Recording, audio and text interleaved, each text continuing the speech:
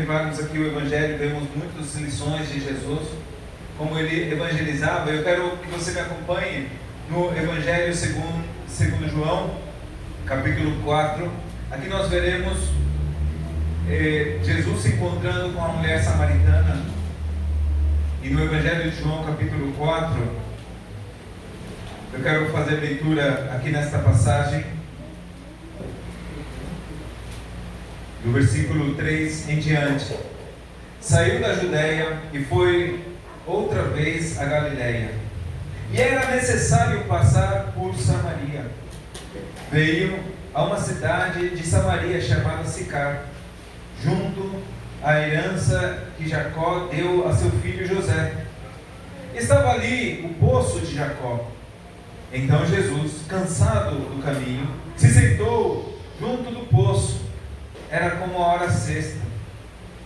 Veio uma mulher de Samaria a tirar água, e Jesus lhe disse: dá-me de beber.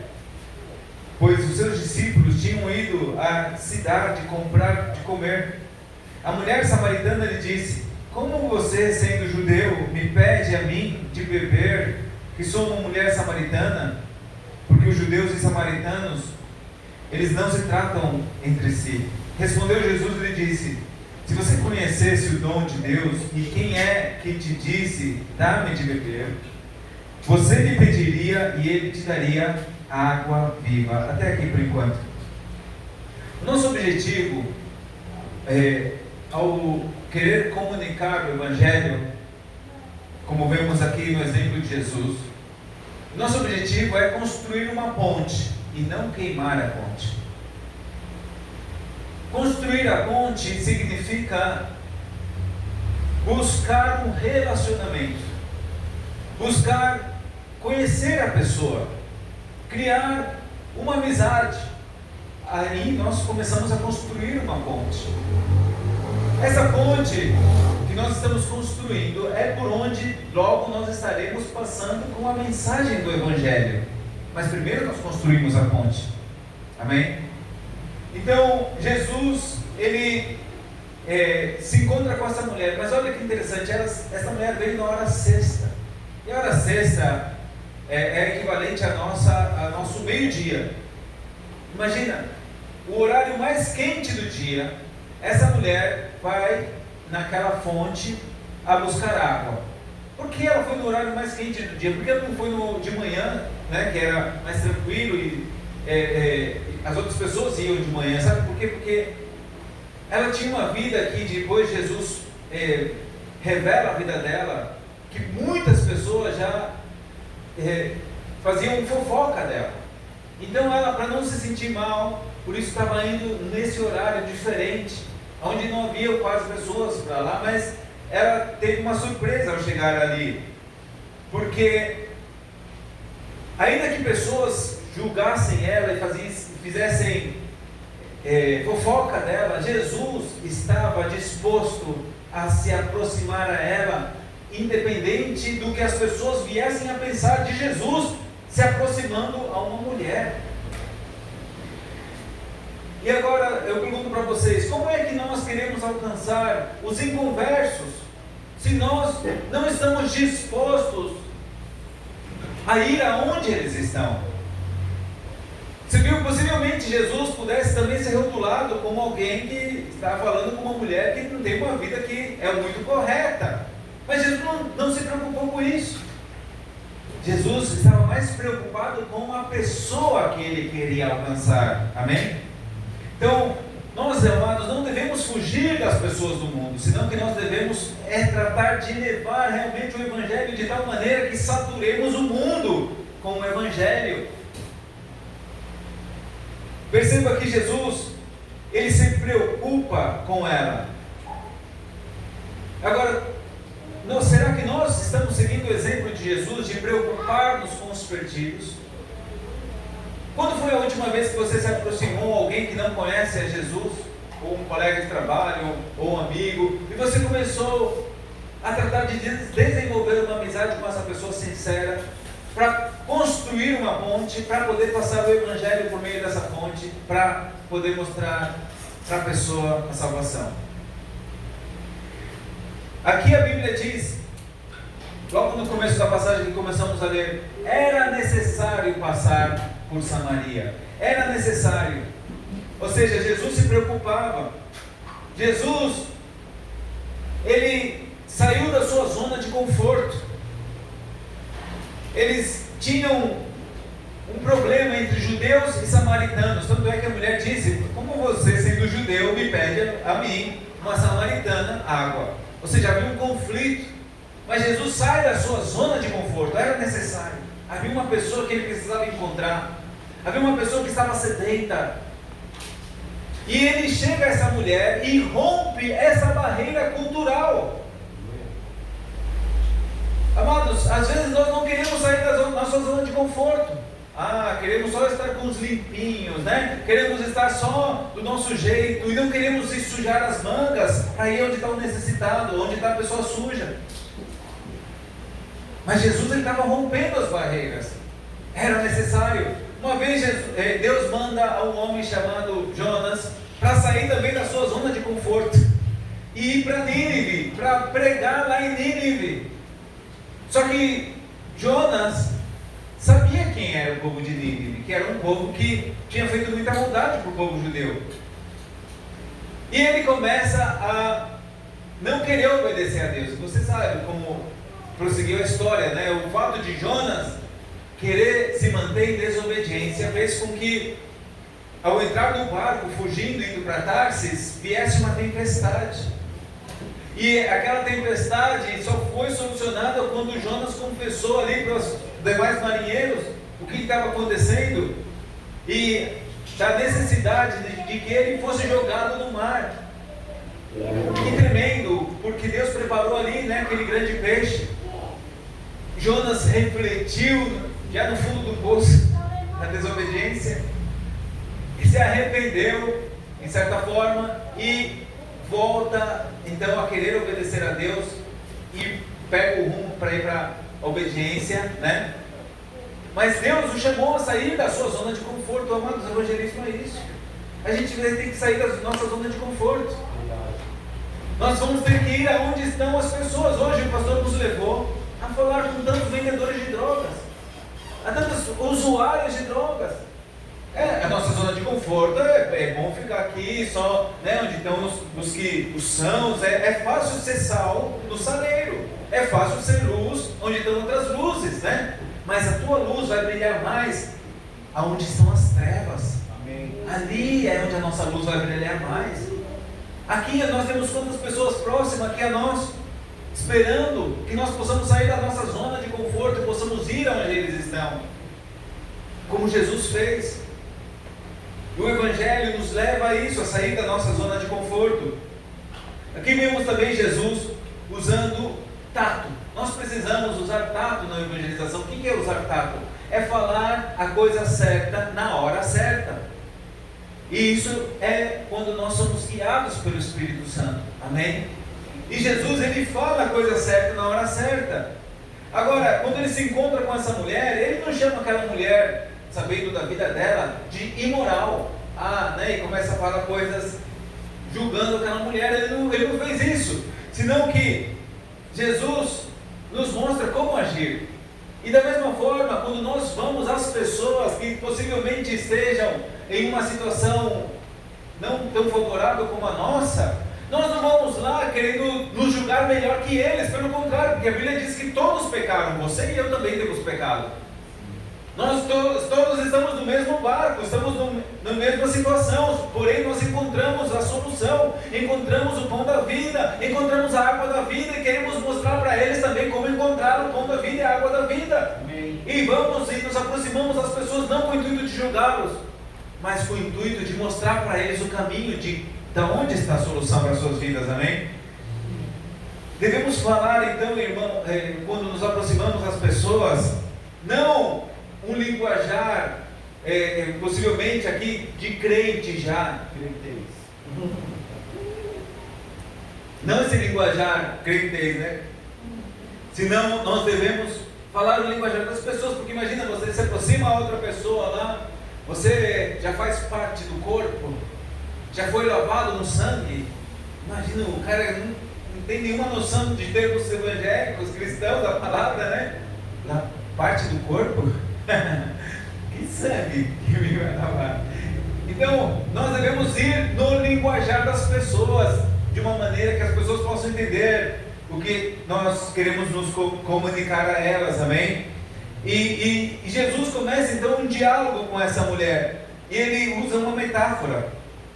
Ele usa a metáfora da água, né? Ele fala, referindo-se à água que ela estava querendo, que ele estava pedindo, física, e logo mostra que essa água física que ela bebia não matava a sede dela, mas existia uma água viva que sim matava a sede das pessoas. Então, amados, aqui nós vemos que Jesus, a estratégia de Jesus ao comunicar-se com as pessoas é adaptar-se à situação da pessoa. Ele, por exemplo, usou diferentes maneiras de conversa com pessoas, adaptando-se à situação das pessoas. Ele usa com esta mulher samaritana o exemplo da água.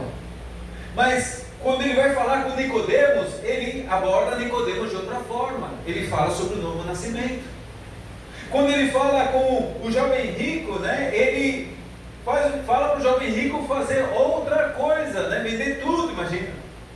Quando ele fala com Zaqueu, Zaqueu foi tão convicto que ele fala: se eu roubei alguma coisa, eu vou dar metade dos meus bens, se eu roubei alguém, eu vou devolver 4 vezes mais. E Jesus fala: hoje houve salvação nessa casa. Ele, quando foi encontrado com aquela mulher adúltera, pega em adultério, que queriam apedrejar ela, ele também teve outra maneira de como lidar. Você viu que Jesus se adaptava às situações que ele era confrontado. Da mesma forma, pode ser que nós aprendamos aqui maneiras de evangelizar, métodos de evangelizar, que são ótimas ferramentas que sim devemos nós procurar aprender. Porém, o principal é que você seja sensível ao Espírito Santo. Amém? Que você seja sensível ao Espírito Santo, igualmente a mim. Essa palavra é primeiro para mim. Porque às vezes nós deixamos dessa dependência do Espírito Santo e começamos, obviamente estamos dispostos a ir e tal, mas sempre devemos estar cuidando de que o Espírito Santo esteja nos guiando para nos adaptarmos àquelas situações. E perceba que nessa conversa, Jesus, então ele usou algo muito interessante que nós devemos usar, que é uma transição. Transição de uma conversa natural para entrar num assunto espiritual. Né? Às vezes queremos nós comunicar às pessoas um assunto espiritual, porém devemos nós fazer uma transição de uma conversa natural para a conversa espiritual. E veja aqui no versículo 7: veio uma mulher de Samaria a tirar água, e Jesus lhe disse: dá-me de beber. Ou seja, ele pede água, né? O que ele está mostrando aqui? É o começo de um relacionamento, de uma amizade, de uma aproximação, né? Algo natural. É uma porta que se está abrindo, né? Que está iniciando. No versículo 10, Jesus disse assim: respondeu-lhe Jesus e lhe disse: se conheceras o dom de Deus, e quem é que te disse, dá-me de beber, tu lhe pedirias e ele te daria água viva.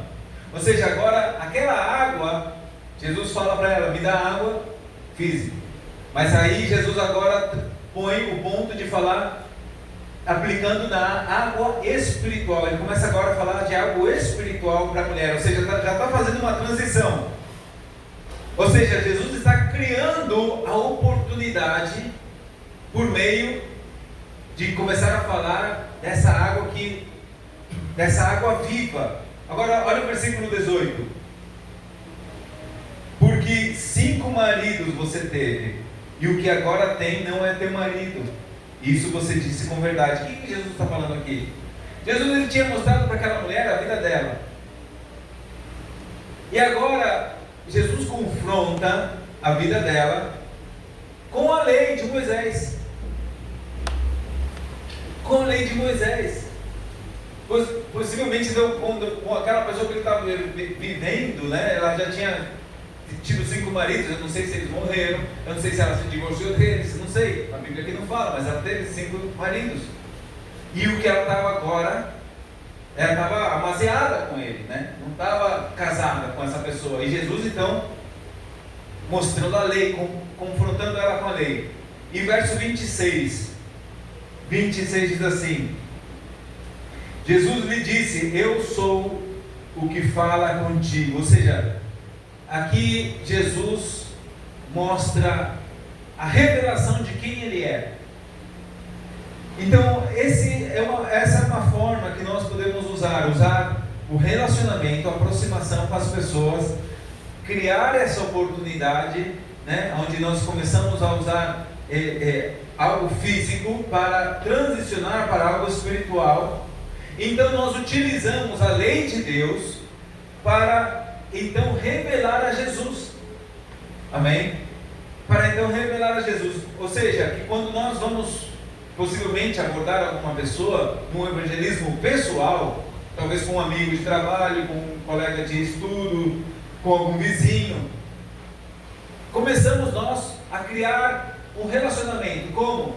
Talvez com uma conversa sobre o trabalho, sobre o clima, sobre algum esporte, sobre algo que esteja acontecendo no mundo, né? E começamos essa conversa com a pessoa de algo físico, para então depois começar a fazer uma transição para a conversa espiritual, né? No caso aqui, Jesus usou a água para falar da água viva, amém?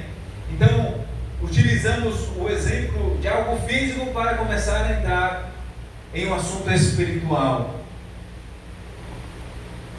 Olha que interessante, né? Como Jesus abordou essa mulher.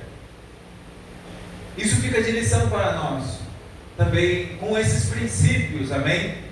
De fazer essa transição do material para o espiritual. Eu tenho aprendido também, por exemplo, uma das maneiras de fazer uma transição, né, do material para o espiritual. Uma pergunta interessante que nós podemos fazer, que até tem um livro chamado Falando de Jesus Sem Temor. Nesse livro, ele é muito parecido com as 2 perguntas diagnósticas. As 2 perguntas diagnósticas são aquelas do evangelismo explosivo. São métodos de evangelismo que, né, tem por aí afora, e que também se utiliza para fazer essa transição do material para o espiritual. Então vamos supor, quando geralmente a gente pode utilizar essa ferramenta, que é muito boa, né? Geralmente então nós podemos estar conversando de algo que está acontecendo no mundo físico, e se você ligar a televisão, né, se você ver o jornal, você vai ver que sai sangue, né, pelas notícias que passam, porque realmente a maldade que há hoje no mundo é uma maldade desenfreada, né? É mulher que mata bebê, homem, né, e daí por diante, tanta violência por aí afora, fora dos acidentes que acontecem de maneiras, né, que a gente menos espera.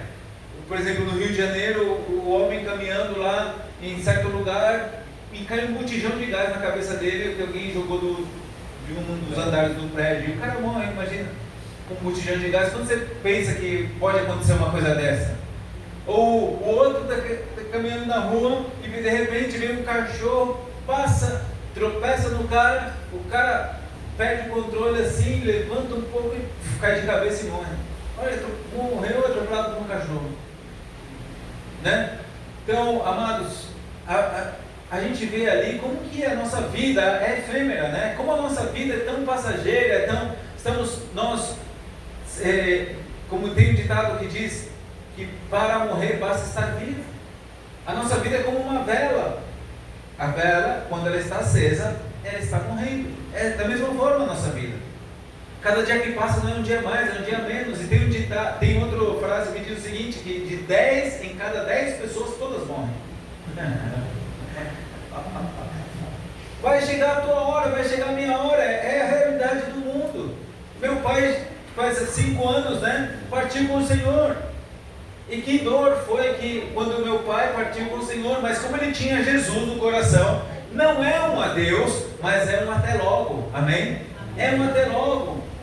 Nós sofremos fisicamente a separação do corpo, porém sabemos que é só um momento fisicamente, porém o espírito dele está com o Senhor Jesus, amém? Agora, eu pergunto para a pessoa, então vamos supor, olha, você viu aquele acidente que teve? Lá onde eu moro, recentemente, estava um caminhão, tem uma pista lá, parecida com essas pistas de vocês aqui, e tinha um caminhão numa curva que ficou estacionado de madrugada lá, que tinha quebrado. Aí os meninos dirigindo o carro deles num racha, entraram na pista e estava na curva o caminhão estacionado. E o menino, imagina, no racha com tudo, parou debaixo do caminhão, morrendo todos decapitados. Olha que morte horrível, que forte. Aí, vamos supor, pegaria um exemplo, né? Pode ser isso, pode ser 1001 coisas que está acontecendo, e você falar para a pessoa, olha como eles morreram, o que é a nossa vida, né? Posso te fazer uma pergunta interessante? Você já parou para pensar no que acontece com alguém depois que morre? Né? Aí perguntamos para a pessoa isso, ó, você viu que você usou um tema físico e fez uma transição para o tema espiritual. Quando você começa a falar de vida depois da morte, é algo espiritual. E existem dois tipos de perguntas: perguntas abertas e perguntas fechadas. As perguntas fechadas são aquelas que você, quando as faz, você recebe respostas curtas, como sim, não. Uma pergunta aberta é uma pergunta que pode vir qualquer tipo de resposta. É uma pergunta que faz a pessoa contar toda a história da vida dela. Como vocês se conheceram? Lá no ano, não sei tal, um amigo, aí começa a contar toda uma história, né? É uma pergunta aberta. Então, quando você faz e pergunta para uma pessoa o que você pensa que acontece com alguém depois que morre, você está fazendo uma pergunta aberta, porque você não sabe o que a pessoa vai responder. E quantos tipos de crenças com respeito à vida depois da morte tem por aí afora? Né? Um montão de diferentes tipos de crença. Não, que vai para 4 lugares diferentes, não, fica no purgatório, não, fica dormindo, não, reencarna. Olha quantos tipos de resposta. Vai para o céu, para o inferno, não, quantos tipos de resposta as pessoas podem vir a dar. É uma pergunta aberta, você não sabe o que a pessoa vai responder. Então, mas já é um tema espiritual, né? Você já entrou no assunto espiritual, você já fez a transição do físico para o espiritual. Mas aí o que acontece? Você, ao ouvir a resposta da pessoa, você vai estar como um médico, né? O médico, o que ele faz? O médico, quando você vai ali no consultório, ele não pode chegar e te dar o remédio sem te ouvir, né? Para ver que sintomas você tem, como você se sente, né? Então você começa a falar, olha, sinto isso, sinto aquilo. Então ele começa pelo que você disse e os exames logo, ele então vai criar um diagnóstico. Da mesma forma, agora que você fez a pergunta para a pessoa, o que você acha que acontece com alguém depois que morre? A pessoa vai dar a resposta dela. Então o que você vai fazer? Você não vai julgar se é certo ou errado, você só vai diagnosticar mais ou menos o que ela acredita. Acredito X, acredito Y. Você está diagnosticando. Já sei por onde ir, já sei mais ou menos o que essa pessoa acredita. A pessoa ainda não sabe do que você acredita, você está aprendendo o que ela acredita. Amém? Estamos acompanhando? Ok, então vamos supor, vou fazer a história curta aqui. Se a pessoa fala que acredita em céu e inferno, que é o que a Bíblia nos ensina, amém? A Bíblia nos ensina com respeito à salvação e condenação. Marcos 16, versículo 16 disse: quem crer e for batizado será salvo, um lugar. Quem não crer será condenado, outro lugar. Mateus capítulo 7, versículos 13 e 14, Jesus disse: entrai pela porta estreita, porque larga é a porta, espaçoso o caminho que leva para a morte, um lugar, e muitos são os que entram por ela, e estreita é a porta, estreito o caminho que leva para a vida, e poucos são os que entram por ela. Outro caminho, morte e vida. Então, quando, vamos supor, a pessoa disse, né, olha, eu nunca pensei, talvez, né, no que acontece com alguém depois que morre. Se a pessoa falar isso, eu falo geralmente para a pessoa assim: é importante você pensar com respeito à vida depois da morte. Sabe por quê? Quanto que vive um ser humano em média? 60, 70 anos. Se chegar, né? Se chegar, alguns mais, outros menos, mas a média é essa daí. E quanto tempo o ser humano fica morto? Para sempre. Então vamos supor os que viveram aqui no Brasil em 1500. Digamos que eles viveram aqui no Brasil 50 anos. Olha, 50 anos eles viveram, mas quanto tempo já estão mortos? 450. Ou seja, eles estão mais tempo do outro lado do que desse lado. Então, quando você pensa em vida depois da morte, é inteligente. Por quê? Porque você vai estar mais tempo do outro lado do que desse lado aqui. Esse lado aqui é momentâneo, é passageiro, mas o outro lado é para sempre. A Bíblia nos mostra um homem que não se preocupava com a vida depois da morte. E esse homem, ele tinha muita riqueza, ele tinha muitos bens, e queria só desfrutar aqui nessa terra.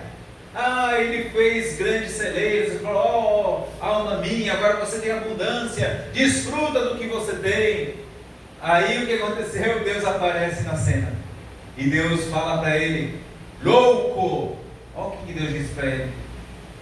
Por quê? Porque ele não pensava em vida depois da morte.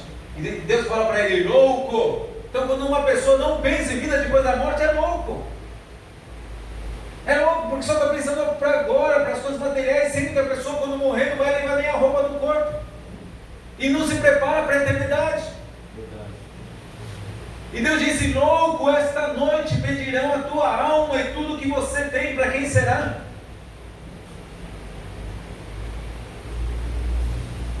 Percebam a importância de pensar nas coisas, né, da eternidade, e poder usar isso como ferramenta para poder usar uma ponte, uma transição. Se a pessoa então disser, olha, eu acredito no céu e no inferno, aí você pergunta para a pessoa, se você morresse hoje, para onde você acha que iria? Para o céu ou para o inferno? Olha, alguns vão dizer, eu iria para o inferno. Vão dizer assim já no lado, né? Aí eu falo para a pessoa, olha, é muito importante ser sincero, né? Que bom que você está sendo sincero, mas eu quero te mostrar como você pode se livrar desse inferno, porque Deus ele não quer que você vá para lá, porque o que Ele menos quer é viver sem você pela eternidade. E se a pessoa disser, eu acho que eu vou para o céu, né? Aí eu falo para a pessoa, que bom, é isso que Deus quer, que você vá para o céu mesmo. Agora, aí eu entro com outra pergunta, né? Se você chegasse na porta do céu e Deus te perguntasse, por que eu te deixaria entrar no meu céu? O que você responderia para Ele? Imagina, a pessoa chegou na porta do céu e vai entrar e Deus pergunta, por que eu te deixaria entrar no meu céu? O que você responderia? E sabe o que muitos diriam? Porque eu sou uma boa pessoa. Porque eu não faço mal para ninguém. Porque eu sou um bom pai. Porque eu ajudo as demais pessoas, né? E aí, por aí fora, as pessoas começam a dizer coisas, né? Aí eu falo para a pessoa, ótima resposta. Mas sinto muito te dizer que nenhuma dessas coisas te abre a porta do céu. Ô louco, por que não? Aí eu falo para a pessoa, vamos observar o que você me disse. O que você respondeu? Porque eu sou uma boa pessoa, porque eu não faço mal para ninguém, porque eu sou um bom pai, porque eu ajudo as pessoas. Aí eu pergunto para ele, quem é a única pessoa que você está incluindo na tua resposta? E a pessoa vê, eu sou um bom pai, eu sou uma boa pessoa, eu faço isso, eu faço aquilo. Ou seja, você está confiando em você mesmo, eu digo para a pessoa, para a tua salvação. Isso é um fundamento falso. Você não mencionou em nenhum momento a Jesus Cristo na tua resposta. Você pode me passar essa cadeira, por favor?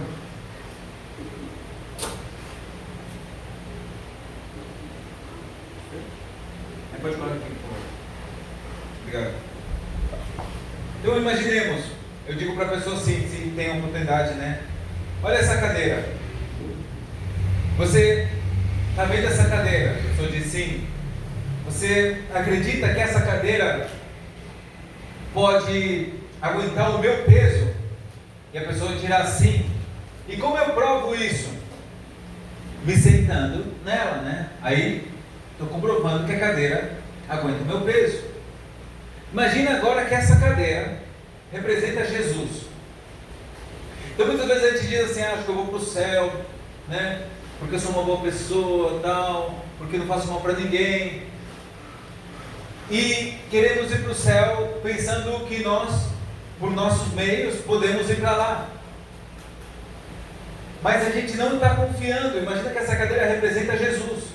Não está confiando no sacrifício de Jesus. E a salvação ela vem quando você para de confiar em você. Porque se fosse por você ser bom, se fosse por você ser uma boa pessoa, Jesus não teria morrido. Né? Porque ele morreu sendo que você é bom, então ele não teria morrido. Mas a Bíblia diz que todos pecaram e estão destituídos da glória de Deus. A Bíblia diz que não há um justo sequer. A salvação vem quando eu reconheço, eu sou um pecador, eu vou para o inferno, eu vou ser condenado, mas Jesus veio para pagar a dívida em meu lugar, Ele sofreu o castigo no meu lugar, e somente nele eu confio e me apoio somente no sacrifício de Jesus, é suficiente para me salvar. Amém? A salvação só está quando nós confiamos unicamente em Jesus Cristo, não em nós, como nosso Senhor e Salvador. Obrigado. Agora, por exemplo, a pessoa muitas vezes ela diz, mas eu não roubo, eu não mato, eu não uso drogas, né? E pensa que por não fazer nenhuma dessas coisas que não é pecador. Aí eu digo para a pessoa, Adão e Eva, quando estavam aqui na terra, eles não roubaram, eles não mataram, eles não usaram drogas, eles não adulteraram. Qual foi o pecado deles? A desobediência. E quem é que não tem desobedecido a palavra de Deus? E a Bíblia diz em Romanos 5,12 que por um homem entrou o pecado no mundo, e o pecado passou a todos os homens porque todos pecaram, e pelo pecado a morte, e a morte passou a todos os homens porque todos pecaram. Eu falo para a pessoa assim, imagina o seguinte: se para cada coisa, cada pecado que você faz, você pega um prego e prega ele na madeira, cada pensamento de cobiça, cada raiva que você sente, cada mentira que você fala, cada coisa que você rouba, cada ídolo que você aceita no teu coração colocando na frente de Deus, cada pecado que você faz, você pega um prego e prega ele na madeira. E para cada coisa boa que você faz, você vai e tira um prego da madeira. Você acha que enche a madeira de pregos ou não? Enchemos a madeira de prego. Agora imagina, se você vai fazer um omelete, né? Você vai lá, pega 4 ovos, abre o primeiro, ele está bom, abre o segundo, ele está bom, abre o terceiro, está bom, e o quarto você não percebeu e foi abrir ele e ele estava podre, caiu no meio dos 3. Vai resolver o problema misturar bem esses ovos?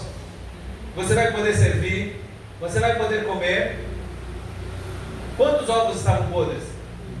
E o que ele fez com os demais? Estragou todos.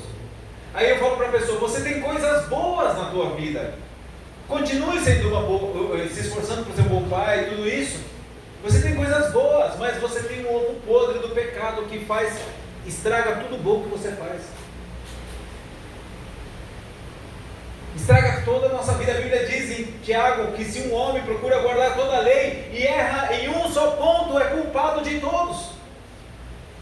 Estraga todo o bom da pessoa, um pecado. Agora, se a pessoa, chega ali diante de Deus, imagina, dizem os psicólogos que um ser humano tem em média 10 mil pensamentos por dia. Eu pergunto para você, que porcentagem desses pensamentos você acha que são pecaminosos? 90%? 80%? 50%? 40%? 30%? 10%? Que porcentagem de 10 mil pensamentos que o ser humano tem por dia você acha que são pecaminosos? Vamos colocar que fosse somente 10%. Seriam 1000. Vamos diminuir. Vamos dizer que ele só tivesse 1%, que seriam 100. Vamos diminuir ainda mais. Vamos dizer que ele só tivesse 30 pensamentos pecaminosos por dia de 10 mil.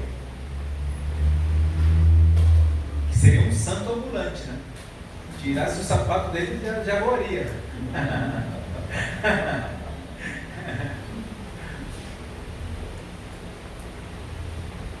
30 pensamentos pecaminosos por dia.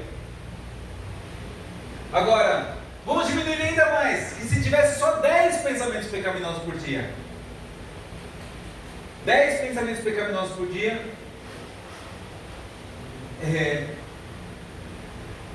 Quantos seriam por mês? 10 por dia? 300. Por mês? 300. Então, vamos diminuir ainda mais. Vamos supor que tivesse só 3 pensamentos pecaminosos por dia. 3, ó. Quase nada, hein? 3 pensamentos pecaminosos por dia. Quanto seria no mês? 90. Quanto seria no ano? 90 por 12? 900 Mil. É mil e pouco. 1180. Isso, 1180. Ó, em um ano, multiplica pela idade da pessoa. Uau. 30 anos, 40 anos, 50 anos, multiplica 1180 por 40. Imagina você diante de um juiz com 50 mil violações da lei contra você diante de um juiz santo. Seria condenado ou inocente? Iria para o céu ou para o inferno? Imagina como o ser humano é pecador. O ser humano, amados, ele é pecador e às vezes ele não vê isso, e é muito importante que o ser humano veja como ele é pecador. E é interessante que Jesus, ele se encontrou com pessoas que se achavam boas. E sabe como Jesus confrontou essas pessoas? Com a lei de Deus. Abra, por exemplo, sua Bíblia no Evangelho de Marcos, capítulo 10, versículo 17. Marcos 10, 17 diz assim: ao sair ele para seguir seu caminho, veio um correndo e, dobrando seu joelho diante dele, lhe perguntou: Mestre bom, o que farei para herdar a vida eterna? Jesus lhe disse: por que me chamas bom? Nenhum é bom senão Deus. Guarda os mandamentos. Ó, você viu? Guarda os mandamentos. Não adulteres, não mates, não roubes, não fale mau testemunho, não defraude, honra teu pai e tua mãe. Então, respondendo, lhe disse: Mestre, tudo isso tenho guardado desde a minha juventude. Então Jesus, olhando, o amou e lhe disse: uma coisa te falta, anda, vende tudo que você tem, dá aos pobres, e você vai ter um tesouro no céu, e vem e me segue, tomando a tua cruz. Mas ele, afligido por esta palavra, foi-se triste, porque tinha muitas posses. Então Jesus, olhando ao redor, disse a seus discípulos: quão dificilmente entrarão no reino de Deus que tem riquezas. Ó, aqui Jesus foi consultado, né, com respeito a alguém que supostamente estava perguntando em vida eterna. E o que nós estamos estudando? Evangelismo do estilo de Jesus. Como Jesus evangelizou esse homem que estava perguntando sobre vida eterna? Perceba que Jesus fala para esse homem com respeito à lei. Por quê? Porque a lei, ela é como um espelho para nós. O que um espelho faz? Quando você vê no espelho, ele mostra como você está. Ele mostra se você está arrumado, se você não está arrumado. Ele mostra se você está limpo, se você está sujo. Porém, se o espelho mostra se você está sujo, ele não tem a capacidade de te limpar, ele só vai mostrar como você está. A lei, da mesma forma, quando nós olhamos a lei de Deus, ela vai mostrar a nossa realidade. Qual que é a nossa realidade? Eita, você está mal. Deus fala para não roubar e você está roubando. Deus fala para não mentir, você está mentindo. Deus fala para não cobiçar e você está cobiçando. Deus fala para honrar teu pai e tua mãe e você está desonrando. Deus fala, né? E a gente está vendo a realidade através da lei de Deus. Então, o objetivo da lei qual que era? Era mostrar a pecaminosidade nossa, como nós estamos violando a nossa realidade. E Jesus então fala para esse moço sobre a lei. Conhece os mandamentos: não roube, não adultere, não mate, honra teu pai e tua mãe. E o moço, supostamente, ele disse: Senhor, eu guardo isso, né? Desde pequeno, eu tenho obedecido isso, né? E aí Jesus então fala: uma coisa te falta. E aí Jesus bate bem onde estava a ferida, né? Aonde aquele jovem realmente ia tomar uma decisão, porque a nossa vida ela é feita de decisões. Você é hoje o que você decidiu ontem, você vai ser amanhã o que você decida hoje. E muitos de nós, às vezes, somos como esse jovem rico, quando realmente estamos sendo confrontados com as coisas que mais nós gostamos, que sabemos que não está bem, e não preferimos às vezes dar as costas para Jesus, do que abrir mão e falar: minha vida é toda de Jesus, eu abro mão de tudo para seguir a Jesus. Ao ponto de que Jesus fala para ele, e olha que interessante, aqui diz que Jesus o amou, ele disse: uma coisa te falta, vende tudo que você tem, dá aos pobres, você vai ter um tesouro no céu, e vem e segue-me tomando a tua cruz. E olha a resposta dele: mas ele, afligido por essa palavra, foi-se triste, porque tinha muitas posses. Quantas vezes nós fazemos a mesma coisa que esse jovem? Jesus ama esse jovem, e não somente ama esse jovem, senão que Jesus lhe disse, depois de fazer essas coisas, né? Vai e vende, toma, volta e me segue, e toma a tua cruz. Jesus fala para ele: me segue. Jesus não falava me segue para qualquer pessoa. Jesus estava chamando esse jovem para ser um apóstolo. Esse jovem hoje ninguém sabe o nome dele, mas se ele tivesse deixado tudo realmente e seguido Jesus, ele teria sido talvez um tremendo apóstolo, conhecido, possivelmente saberíamos o nome dessa pessoa, né? Ficaria imortalizado como os demais apóstolos. Em João capítulo 3, a Bíblia fala que esta é a condenação, que a luz veio ao mundo, mas os homens amaram mais as trevas do que a luz, porque as suas obras eram más. Olha que forte: os homens amaram mais as trevas do que a luz, porque as suas obras eram más. E às vezes a gente está como esse jovem aqui, amava mais as suas posses do que a Jesus. Jesus o amava, porém o jovem não amava Jesus. Jesus te ama, mas você ama Jesus? Ao ponto de dizer: eu amo mais a luz do que as trevas, e eu abro mão das trevas, porque eu quero andar amando a luz sobre todas as coisas. A condenação está que a luz veio ao mundo, mas os homens amaram mais as trevas do que a luz, porque as suas obras eram más. Quando temos obras más nas nossas vidas, isso nos dá um gostinho de vício. É como se a gente ficasse viciado, porque as obras más, elas dão um sabor gostoso, dão um prazer. Não pensa que não tem prazer, claro que tem prazer, mas temos que ter consciência de que o prazer que essas obras dão, esses resultados são momentâneos e passageiros. Às vezes nós estamos ficando aqui só no prazer momentâneo e passageiro, que nos está roubando de coisas eternas e duradouras. O apóstolo Paulo fala para Timóteo, 2 Timóteo 2,22, ele fala assim para ele: foge das paixões da juventude.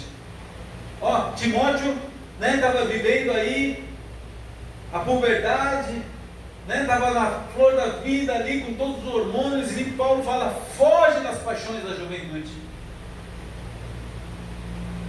Por quê? Porque se eu ficar preso nas paixões da juventude, é um prazer, que a pessoa fica escravizado nesse prazer e não quer abrir mão. Vou ter que mudar, não sei, vou ter que deixar aquilo. É um prazer. E a Bíblia diz em Hebreus 11:35 que Moisés, sendo grande, recusou-se ser chamado filho da filha de Faraó, para sofrer com o povo de Deus, preferindo sofrer com o povo de Deus do que ter os prazeres momentâneos do pecado. Olha como são os prazeres do pecado, são momentâneos, são passageiros, mas Deus quer nos abrir os olhos e nos dizer: para de viver pelo passageiro, para de viver pelas coisas momentâneas. Eu tenho coisas eternas para você, coisas maiores para você, coisas que vão te fazer com que você pense muito mais além do que você está pensando. Paulo fala para Timóteo: foge das paixões da juventude, tá? Fugir. O que eu faço? Paulo fala: e segue a justiça, a fé, a paz, o amor. Olha o que ele fala: segue a justiça. O que você tem que procurar como objetivo na tua vida? Eu vou procurar a justiça, vou procurar o amor de Deus, eu vou procurar a paz, eu vou procurar